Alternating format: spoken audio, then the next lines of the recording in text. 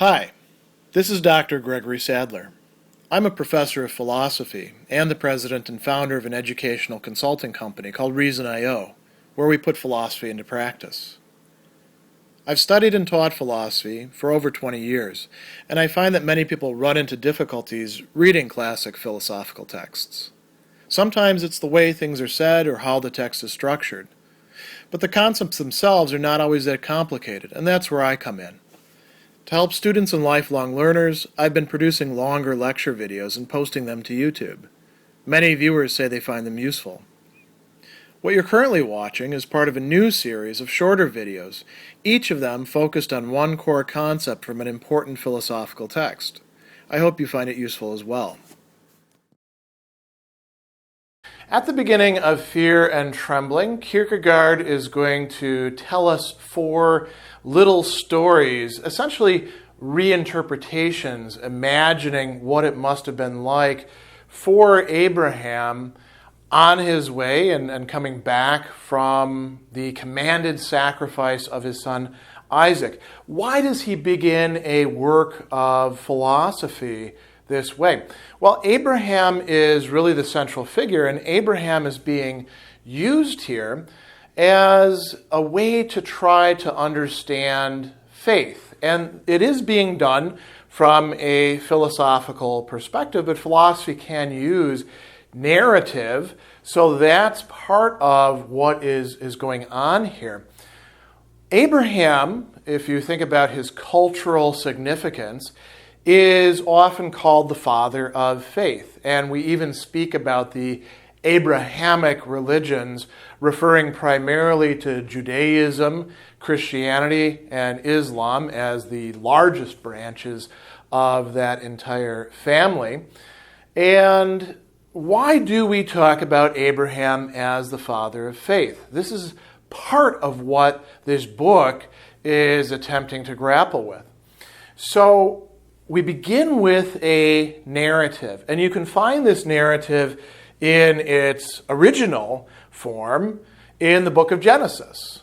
As a matter of fact, Abraham takes up quite a bit of space in the book of Genesis, and this incident of the sacrifice of Isaac takes up an entire chapter. So Abraham is a person who is called by God. He leaves his ancestral home in Mesopotamia and begins traveling, following the call to go to the essentially promised land, where God tells him that he is going to make him a mode or a vehicle of blessing for the peoples of the earth. So there's a long-standing relationship developed between Abraham and God. And it includes Abraham's family as well. What ends up happening is towards the end of their lives, Abraham and Sarah don't have any children.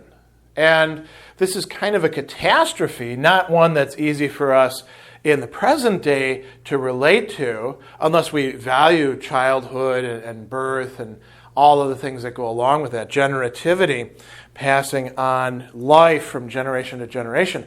But for ancient peoples, this was a terrible curse and crisis. Sarah is barren, or perhaps, well, Abraham isn't, because he has a son with his handmaid, Hagar. And this means that the promise that God is making seems to be difficult to fulfill. How possibly can Abraham do anything for the world once he's gone, if he's not going to have any progeny? And what ends up happening is there is a miracle. They have a child, Isaac, and Abraham loves his son. In fact, as Kierkegaard is going to stress, Isaac is, in certain respects, the best thing in his life. It's the best thing that he has to offer. Not a thing in the same sense as other things, but a person. And God has already promised Abraham that through Abraham, many peoples will be blessed, many generations, the entire world in a way. Here's where we come to the crux. This is why the story matters so much. It's not just a God blessed him so much because he trusted in God and look how to follow Abraham's example. This is not prosperity theology. This is rather the theology of crisis, of paradox, of anxiety and distress. God commands Abraham to take his son and to travel to Mount Moriah and sacrifice him there. Sacrifice in that time was a very common occurrence, blood sacrifice. Typically, it was sacrifice of animals, for example, a lamb. Although, we read in the Greeks about sacrificing entire hecatombs of bulls and cows and things like that. This is very common. You would slit the animal's throat. Very often there was a aspect in which the meat from the animal would be shared not only with the deity, but also with the person carrying out the sacrifice and other people attending it. So God seems to be commanding Abraham to do something terrible. Not only is he asking him to sacrifice a human being, he's asking him to sacrifice his only son. And to add more to this, God seems to be contradicting himself in this very asking. Why? Because God has said, listen, Abraham, I'm going to bless you. I'm going to bless the whole world through you. And presumably Abraham can assume Isaac is a central part of that. So for God to say, sacrifice Isaac to me, is a very heavy weight on Abraham's shoulders. Abraham goes, he takes Isaac. Isaac even asks along the way, hey, Dad, where's the sacrifice? Where's the animal for it? And Abraham says, well, God's going to provide that. And they get him to the altar, and Abraham has the knife out, and he's ready to sacrifice his own son. And an angel says, don't do that. And he finds a suitable animal substitute stuck over in the brush, brings him over and sacrifices. Now imagine the ride home from that. And that's exactly what Kierkegaard does. So after we get this narrative in the background, Kierkegaard gives us multiple interpretations of this story. In the first one, he says, it was early in the morning. Abraham, takes Isaac. They ride in silence for 3 days. He leaves the servants behind. He's not going to hide from Isaac where the walk is taking him. He lays his hand on Isaac's head in blessing. Isaac could not understand him. He clasped Abraham's knees. He pleads for his life. And Abraham lifts the boy up and walks on, holding his hand. His words were full of comfort and admonition. Isaac could not understand him, and he seizes him by the chest, throws him to the ground, and says, stupid boy, do you think I'm your father? I'm an idolater. Do you think it's God's command? No, it's my desire. And Isaac cries out to God in this version of the narrative, God in heaven, have mercy on me. God of Abraham, have mercy on me. If I have no father on earth, you be my father. Abraham says softly to himself, Lord God in heaven, I thank you. It's better that he believes me a monster than that he should lose faith in you. And each of these narratives ends with a story about how a child is weaned. He says, when a child is weaned, the mother blackens her breast. It would be hard to have the breast look inviting when the child must not have it. And each of the stories is going to conclude in that way. So the first narration that Kierkegaard is doing here is building off of this original narration and then reinterpreting it. Imagining what it must be like for Abraham in that situation. Abraham puts on a false front so that his child will not lose faith, even though he's going to sacrifice him. Second one is shorter. He says, it was early in the morning. Abraham arose. He embraced Sarah. Sarah kissed Isaac.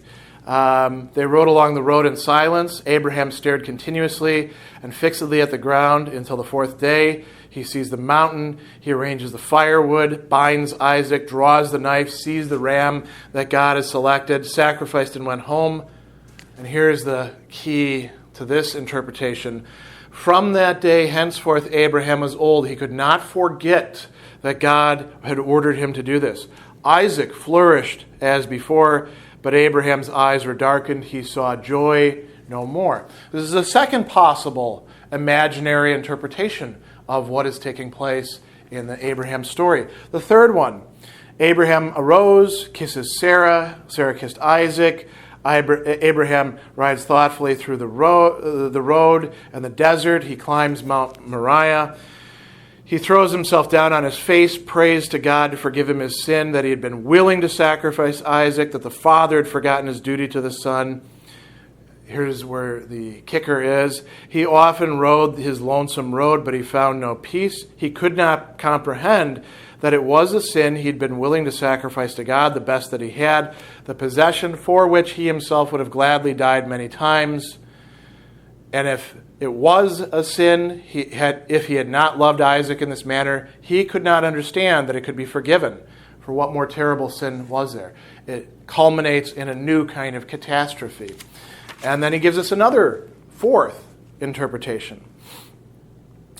Abraham takes leave of Sarah. Eliezer follows him along until he turns back again. They come to Mount Moriah, makes everything ready for the sacrifice, but when he turned away, Isaac saw that Abraham's left hand was clenched in despair, that a shudder went through his whole body, but Abraham drew the knife. Then they returned home again, but Isaac had lost the faith. Not a word is ever said of this in the world. Isaac never talked to anyone what he'd seen. Abraham did not suspect anyone had seen it. Now, why is Kierkegaard beginning with this? He's saying, imagine a guy who is meditating upon this short, terse biblical story of Abraham and trying to figure out what's going on there. One might run through such imaginative, interpretive variations. And notice that in these, it's not just about shifting the characters around, changing the scenery. It's about the interior dispositions of the person. Do they lose faith? Do they have faith? What goes on in their minds? Not just faith, too, by the way, but joy, youth, sadness, despair. All of these are potentially parts of the Abraham story, according to Kierkegaard. Now we get to another important set of points. Abraham is, in the next section, depicted as being the greatest. Kierkegaard calls this a eulogy on Abraham. A eulogy is a speech of praise. And he says that Abraham is one among many figures who we might look up to. He tells us that as God created man and woman, so he created the hero and the poet or the orator. The hero is the person who acts, who does things. The poet, the orator, he says, can do nothing the hero does. He can only admire, love, and delight in him. Yet he too is happy, no less than one is, for the hero is, so to speak, his better nature, with which he is enamored. Yet happy the other is not himself, that his love can be admiration. And so it is because of the poet or the orator that we have the stories of the heroes passed down to us. The fundamental question here, running throughout the entire work, is can we look at Abraham as, in a sense, a biblical hero, the way we can with many other biblical figures. Abraham will bring up the judge Japheth, who has to sacrifice his own daughter. Japheth is more of a tragic hero than a hero of faith. We might think of David. We might think of Moses. We might think of so many other figures, Deborah, Judith. Are they heroes in the same sense that the Greek heroes, or pick other cross-cultural heroes of, say, Norse or or Indian or Iranian mythology and legends? Or is there something different going on in the Abraham story? Kierkegaard believes that the latter is the case. So he tells us everyone in the world was great in his own way, and everyone in proportion to the greatness of that which he loved.